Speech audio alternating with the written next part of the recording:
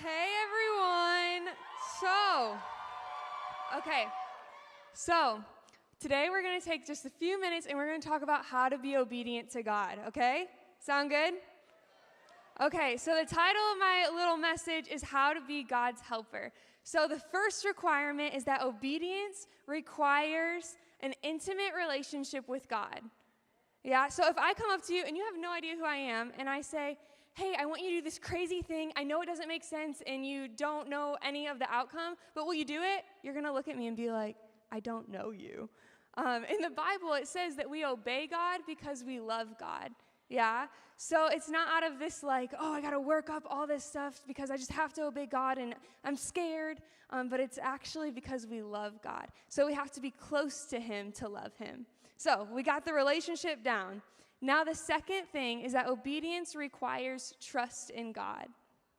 So I felt like the Lord kind of wanted us to kind of take a step back and trust God and what His Word says about who He is. So He says that He's a holy, just, and righteous God. That means to me that He's going to tell us the right thing to do.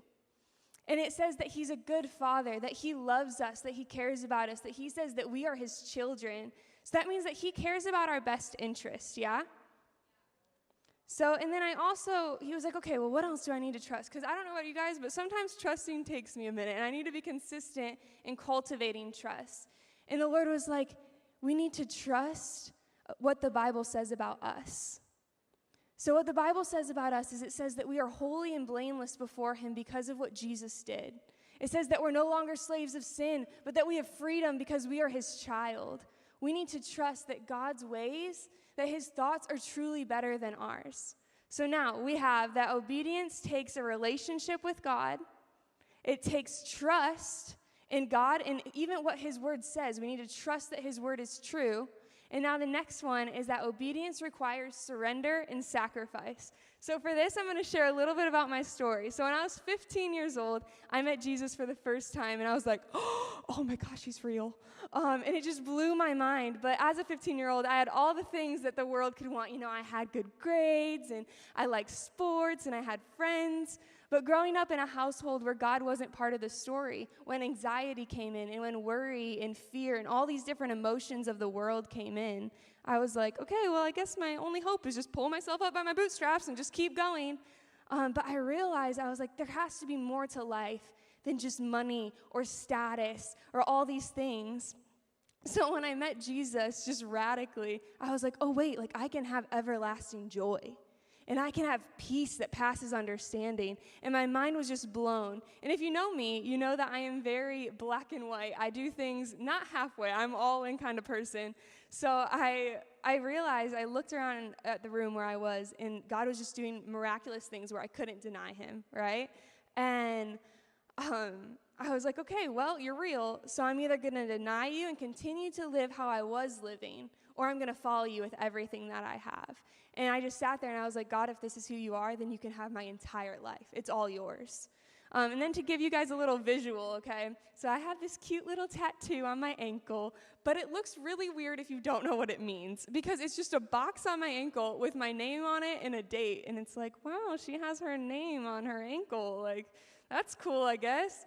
But what it represents is that box is a blank contract. And the day that I gave my life to the Lord, I signed my life away. My rights were gone, and I was fully surrendered to whatever He called me to do. No matter what the cost was, no matter what I had to lay down, I was all His. I was going to be His living sacrifice. And, you know, since then, you know, I've had my valley and my mountaintop moments, but I have never been alone. And the Lord has restored so many things in my life on the other side of obedience.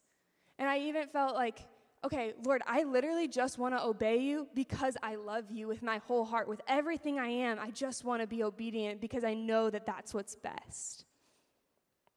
So I want to encourage you, be all in for Jesus. It is so worth it. And what being God's helper means is it means you have to say no to the world. Yeah? You have to say no to the world. You have to say no to the things that you may want. And you have to say yes to Him. And no matter what you have to lay down, I promise you that what you see as good, His best is way better. Way better. And I need you guys to realize I'm not saying that you have to be perfect. That's not what it is. Being God's helper is being a willing, broken vessel that is willing to do whatever he says. And there's such great joy and freedom in obedience. You guys have a call and a purpose, and God needs you to help him in what he wants to do in the world. So we have an intimate relationship with Jesus. We trust God and his word.